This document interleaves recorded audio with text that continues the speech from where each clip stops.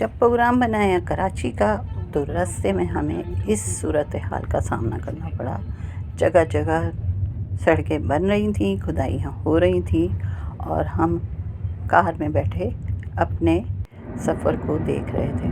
फिर हम पहुँचे कराची की तरफ और आहिस्ता आहिस्ता आहिस्ता हमने हाईवे को अबूर किया।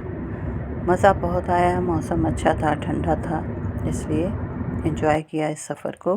फिर एक जगह हमने रुक के बहुत ही मज़ेदार सी चाय पी। चाय बहुत अच्छी थी, बस थोड़ी सी महंगी थी लेकिन जायका लाजवाब था। उसके बाद हम वापस सफ़र पे निकले।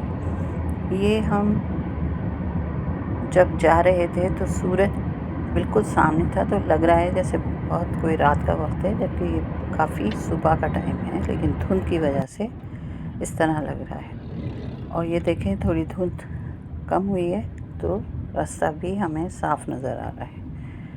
बहुत अच्छी तरह से हमने इस सफ़र को एंजॉय किया और फिर ये है हमारी वापसी, जब हम कराची में तमाम डॉक्टर से मिलने के बाद वापस घर की तरफ रवाना हुए।